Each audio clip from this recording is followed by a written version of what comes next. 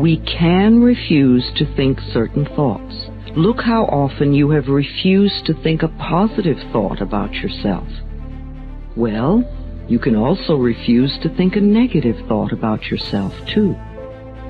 It seems to me that everyone on this planet that I know or have worked with is suffering from self-hatred and guilt to one degree or another. The more self-hatred and guilt we have, the less our life works.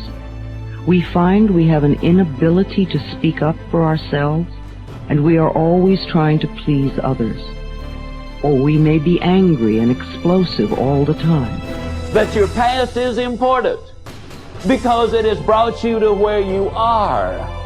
But as important as your past is, as it relates to your present, it is not nearly as important as the way you see your future. You see, ladies and gentlemen, the way you see your future determines your thinking today.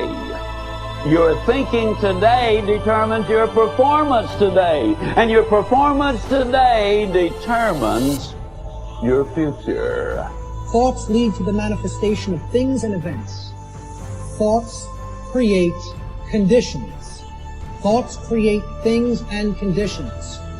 They cannot just magically manifest themselves. Thought comes first.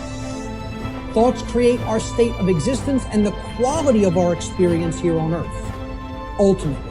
If you create a problem about every little fluctuation that happens, then you become a failure in your life. If you were a wave surfer, you've seen people surfing on the waves. What is his dream? He would like to have a tsunami. The dream in a surfer's mind is a tsunami, 100-foot tall wave, riding it. That would be the dream. If you know how to ride it, even the tsunami is a wonderful thing.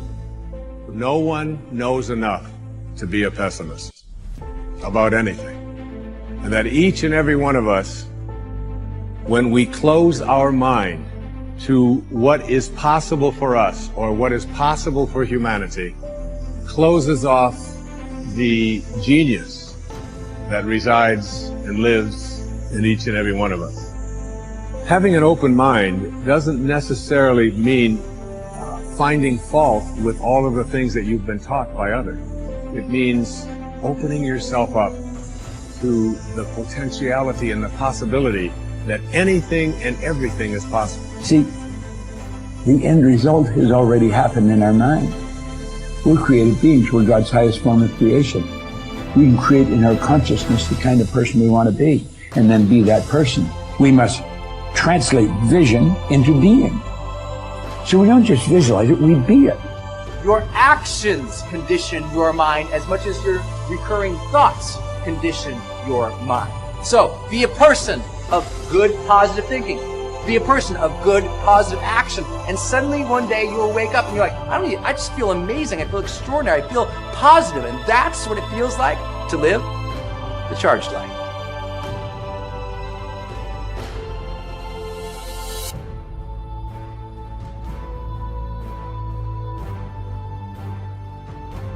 The seat of the will is the conscious and the subconscious mind.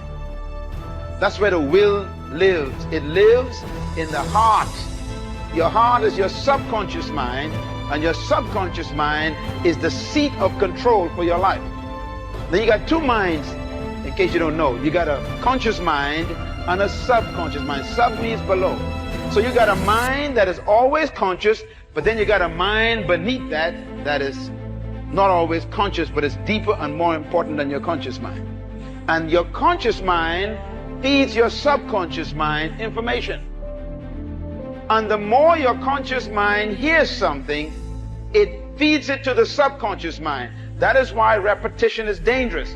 Repetition constantly goes to your conscious mind. But the more your conscious mind hears something, it begins to deposit it, or can I use the technical term, it downloads it to your subconscious mind. Now, you are safe as long as something is in your conscious mind. You're still safe. Because you can forget what's in your conscious mind. But the key is to get it to your subconscious mind. Once it gets there, then you are in trouble. Why? Because the mind is the center of thought and it holds the key to life.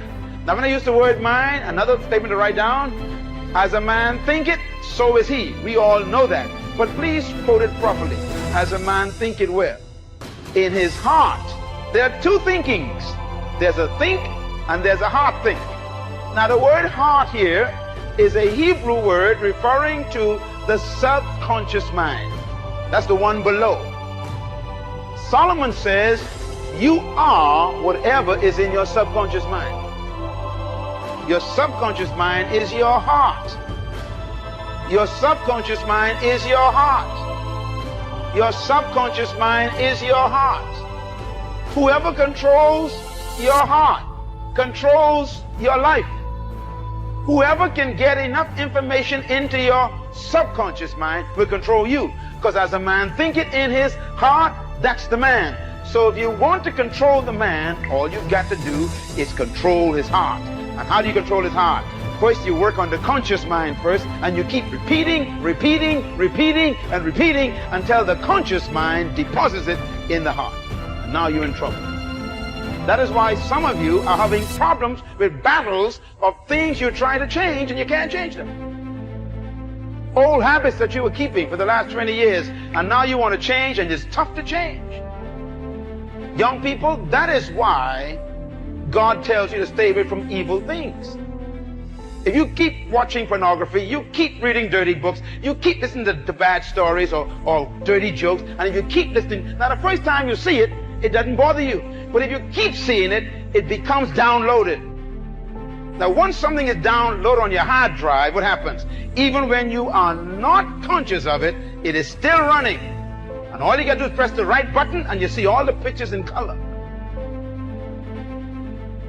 That's why the Bible says, take heed what you hear. Why? If you don't control what comes into your conscious mind, it'll soon become a part of your subconscious mind, and it's in your heart. And the Bible says, out of the heart, what? The mouth really speaks. It's out of the heart comes what? The issues of life.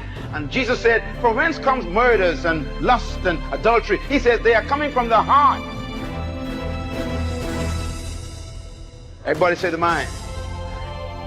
Write this down, please. The mind is defined as the heart. It determines the future and destiny of a man.